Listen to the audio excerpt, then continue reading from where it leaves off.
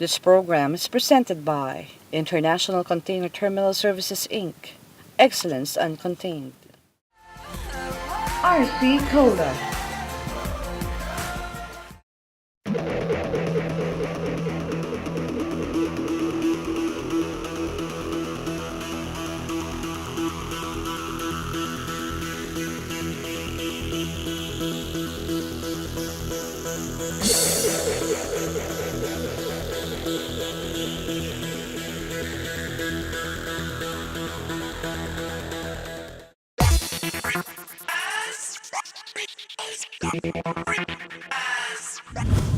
Thank you for tuning in to Business and Beyond. Financing is a major missing link in the growth story of the micro, small, and medium enterprises. Government and private sector are looking for ways to address this issue, even for out-of-the-box solutions. The third amendment of the Magna Carta for Micro, Small, and Medium Enterprises, or RA 9501, has been there in the past 8 years, but little in helping SMEs due to the problem with one of the implementing rules and regulations. In the meantime, we take a look at one industry which is involved in creative and high-end designs as well as giving livelihood to indigenous communities. But before that, let's go to the more important business news last week. The head of the National Economic and Development Authority, or NEDA, said that the government will draft a list of industries that will be allowed to continue hiring contractual workers. NEDA Director General Ernesto Emperno said that the industries like construction may be allowed to operate within the scheme because of the nature of their seasonal work. Perno said in a hearing, while some practices cannot do away with contractualization in general, there is a need to stop ENDO, which is the illegal practice of terminating workers before he reaches 6 months to avoid paying benefits. DOLE Secretary Silvestre Beldo III said that the hotline will entertain labor and employment queries, as well as complaints on illegal recruitment, child labor, ENDO, and violations on general labor and occupational safety and health hazards.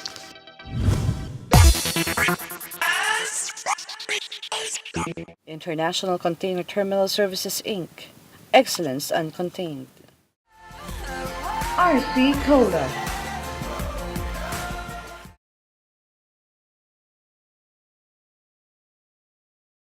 International Container Terminal Services, Inc. Excellence Uncontained. RC Cola.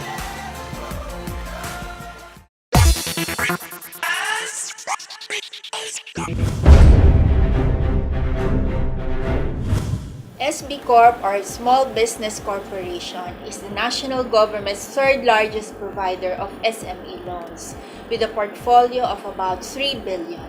We are pleased to have with us the President and CEO of SB Corp to talk about the services and programs. Please welcome Mr. Brillo Reynes. Sir, thank you for having us in your office. Thank you. It's our pleasure. All right. Sir, the issue of SME finance, access to finance, has been there for the longest time. How has SB Corp made a dent in this problem? The reason why banks cannot lend to MSMEs is because they usually look for collaterals, and they also look for reliable financial information to be able to lend.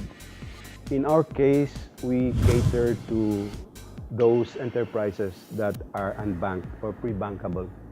And since we are not really regulated that much, we're able to offer less requirements to them. So we don't require collateral.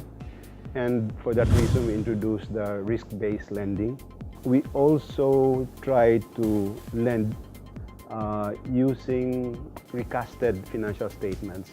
This means that our account officers actually interview our borrowers and try to come up with a pro forma financial statement, which then is the basis for lending.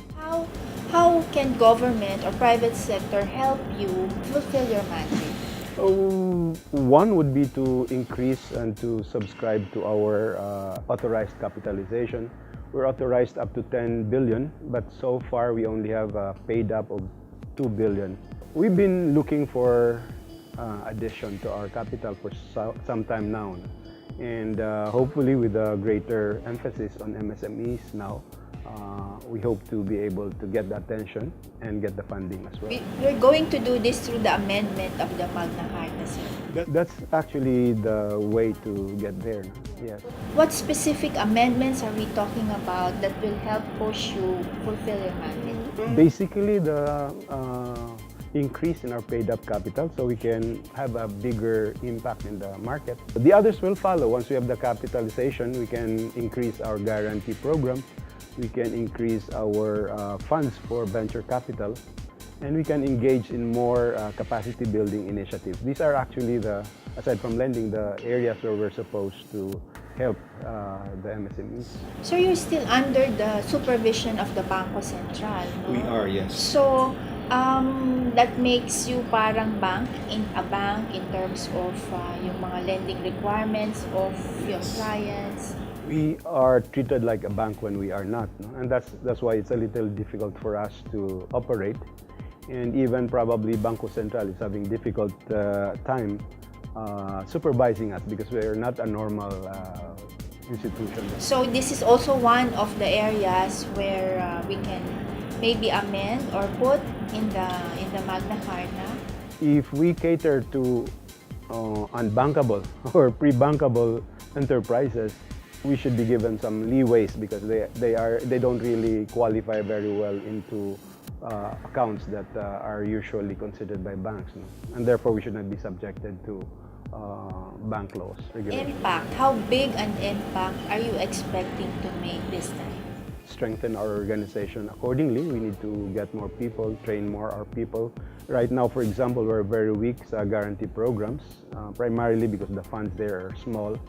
We're not also pushing so much our venture capital. How can SMEs access loans from you, sir? So we have 5 area offices and 17 desk offices.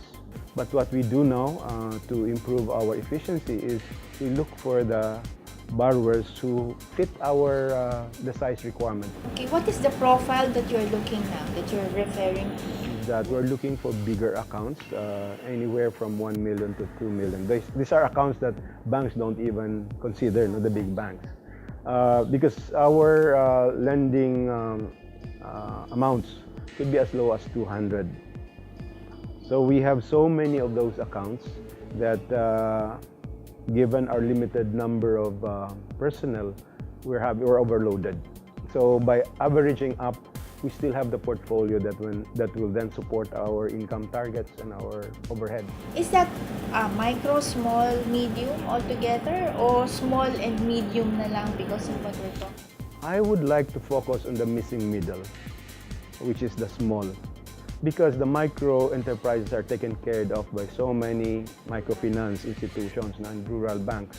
The medium and the large, no problem with them. They're already attractive to banks and other financial institutions. So it's the missing middle that's missing.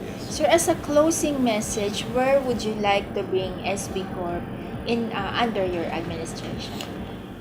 We want the MSME sector, particularly the small, to know us. Right now, they're not aware that we exist. Thank you very much, sir, for your time and for sharing with us all these things. Thank you. Business and Beyond will be back.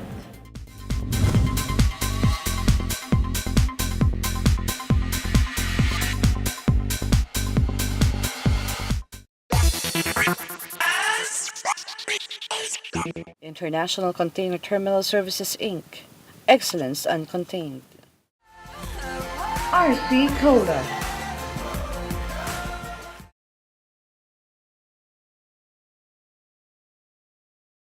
International Container Terminal Services, Inc.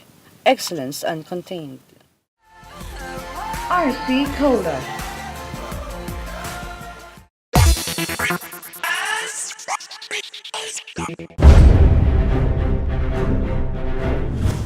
One of the possible ways identified to finance SME projects and growth is through public listing.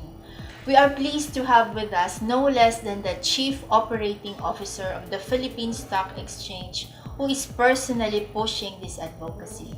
Welcome to Business and Beyond, Mr. Roel Refran. Sir, thank you for accommodating us here. Hi. My pleasure. I know that this has been about at least 5 years since the idea of an SME bourse was first floated. How is it now? How is the response?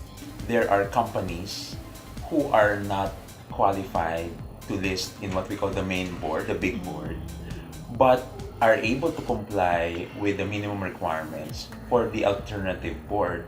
We call it the Emerging Enterprises Board. We call it the SME also. We are encouraging also companies to list simply because there are clearly benefits that they would derive from listing, which means going to us, getting the approval from the SEC to do a public finance fundraising.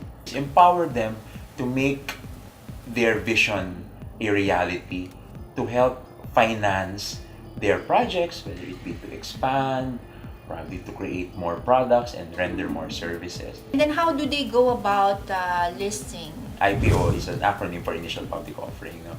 It's really a process through which they communicate who they are, what's their story, how do they propose to grow the company. They have to go to us, the stock exchange. There would be advisors, we call them the underwriters, to be the middle ground or the between the stock exchange, all right, and the issuer as well as the public. You're raising money because maganda yung performance ng company, you want to expand. The other side is because you're losing money. How do you project this to the public? If you're negative, meaning you're incurring a loss, then that would actually be a disadvantage in the sense that you will have to wait for you to demonstrate that it's already earning before we can even consider your application, right? Initial listing, you communicate your story. There are information that are mandatory for purposes of disclosure, right? Who runs your company, what's their like, management history, what areas of growth, and more importantly, what risks. Once you're listed, you're right, you continue to communicate that story. We have what's called mandatory disclosures. That's also a way for you to communicate their story because information here is crucial. So some small and medium kasi also because these are mostly family owned, no? Ayaw nila yung papakialaman, no? Ayaw nila ng may nakatingin sa kanilang books and etc. whatever. Of course, there are trade secrets that we will not require them to divulge or to share to the public because that's also an ingredient for their success. Iba yung trade secret. Yun ang kanilang sikreto, right, no? To succeed. But outside of that, they will have to disclose to the public. But are there sectors or areas where investors are bullish? The type of companies that are available that represent a particular sector. We see that, for example, for 2016, you see financial companies. The financial sector is the best performer. And then next would be, you would also see the holding company and the property sector. Those are the top 3 performers, but only for this year. Can you look at your crystal ball? What do you see in the next 2, 3 years, 6 years in terms of economic prospects? The Philippines right now continues to enjoy investment grade rating from the rating agencies, right? So that's a validation. Yan ay pag-certify that we are doing the right things. No? Investor sentiment can be sensitive. Tomorrow you may fall out of grace. No? So for the next 2, 3 years, even for the next 6 years, the efforts of the government as well as the private sector initiatives, for example, to sustain the consumer-driven economy we have, right, continues to provide a lot of incentives for jobs generation, continues to propel the economy to higher than average growth, right? We're growing 6% a year, which has a lot of promise. And for us to reach our potential, we really need to tap on the SME sector. Sir, final words. This is the time to invite the medium enterprises to be listed. Anything else you'd like to add? Yes. We want to assure the medium enterprises out there that we are here to guide you in this process. Right? It's not very difficult to comply with the listing requirements, right? But it takes 2 to tango, as they say. We will help you understand why there are requirements and how you can reach those requirements. We are your partner in that story. Right? We want to make that a reality. So We'd like to hear your story. Right? Even before you make that decision, we are here to listen to you. In fact, there's a hand-holding program. No? Kaagapay tayo here. No? We want to make sure that if they have questions or they have reservations, we help address those questions. No? Okay, thank you for that quick 101 on the listening. Thank you, Mr. Refran, for joining us and for your insights. Thank you very much. Business and Beyond will be back.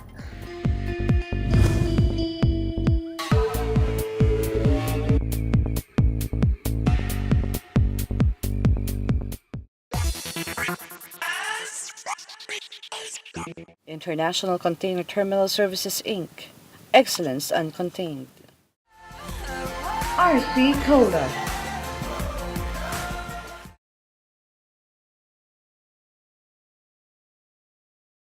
International Container Terminal Services Inc. Excellence Uncontained. RC Cola.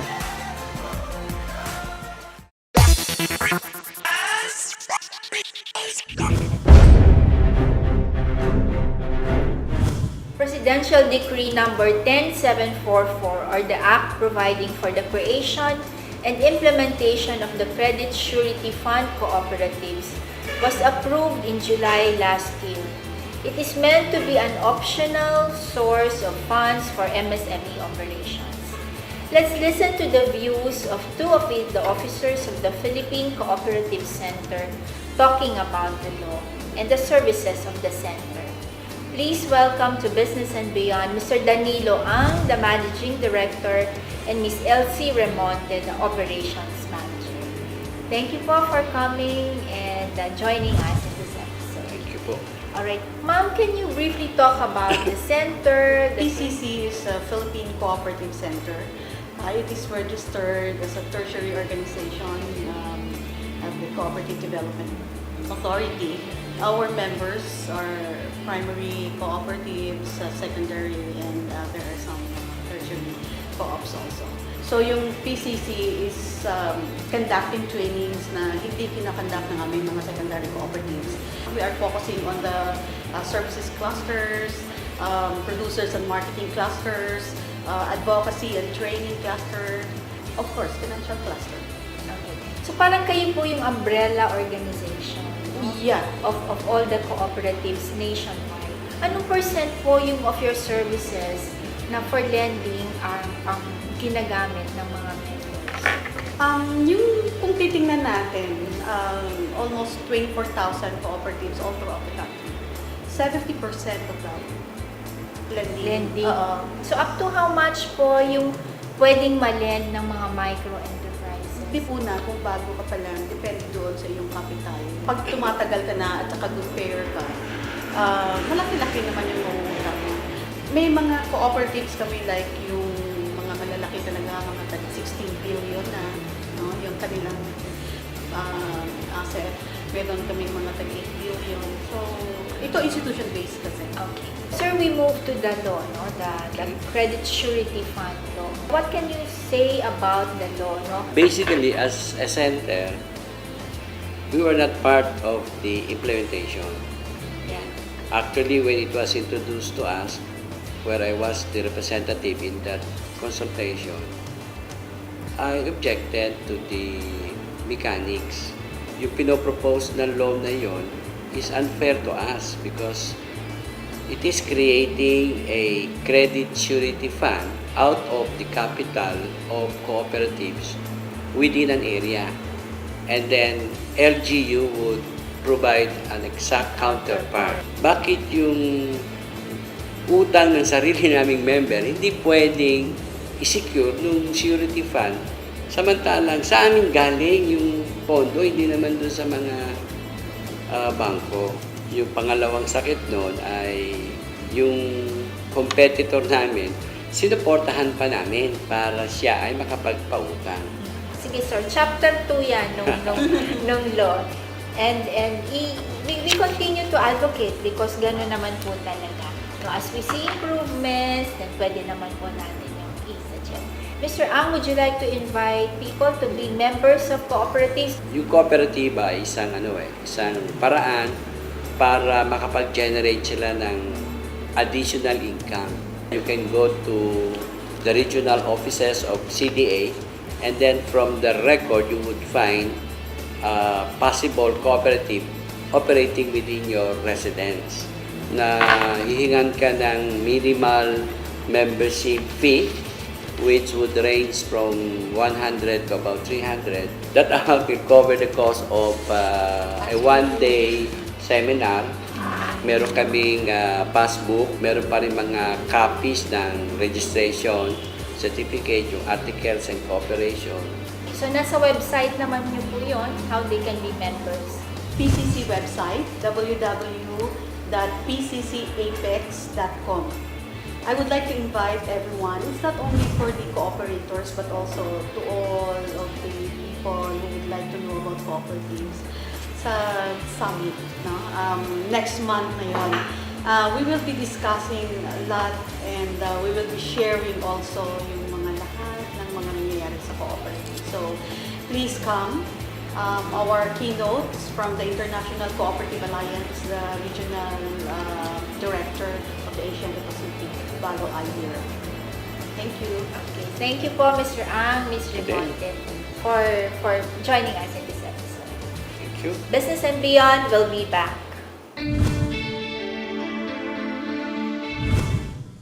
We revisit the leather goods industry and what's left of it through the experiences of one of its major domestic and export players.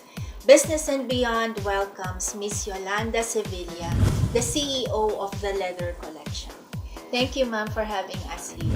What happened to the leather industry after the glory days of Marikina? I think there is a slow return to having at least bespoke shoes being made in Marikina. There's a lot of millennials going into business now who are having their own private labels manufactured in Marikina. But we haven't returned to what you term the glory days. Quite a number of companies as well as consumers are now shifting back to genuine leather.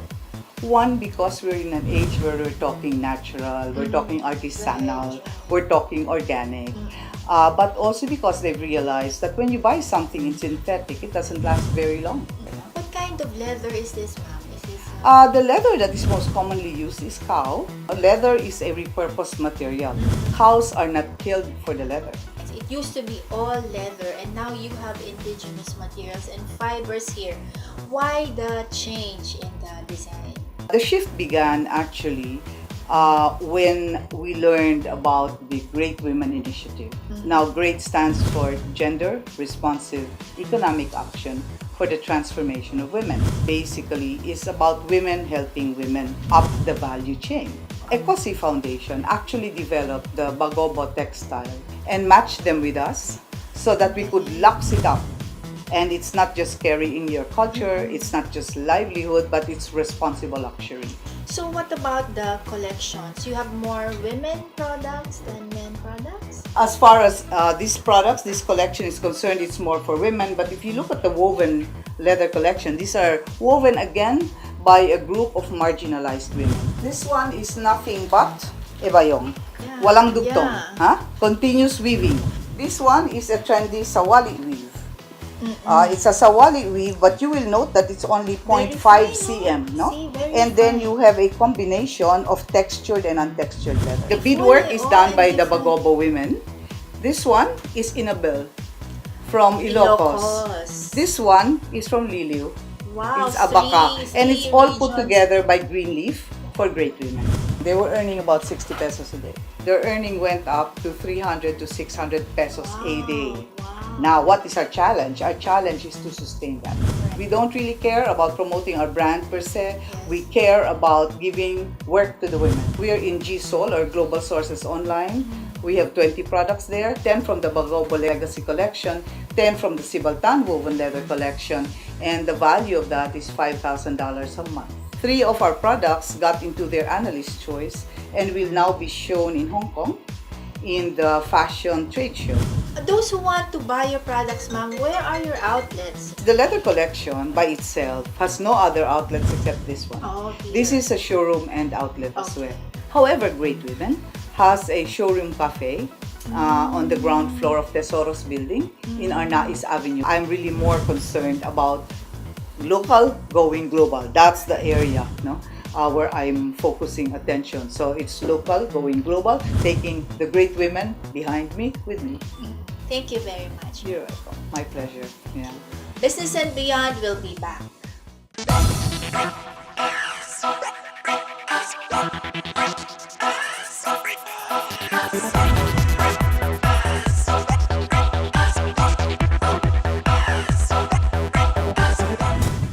We are inviting you to have your Christmas shopping at the 30th Buy Pinoy Exporters Fair on October 17 to 23 at Glorieta. Monday to Thursday it will be 10 to 9 and Friday to Sunday it will be 10 to 10. Whenever you buy Filipino-made products, remember, you save and you create jobs. This ends this episode of Business and Beyond. Join us again next week for a continuation of the discussions in this series. Please visit our social media accounts and let us know your comments and suggestions. Always remember, connections matter. Here at Business and Beyond. Masabi ko, hindi lang radio. Hindi, 95 hours.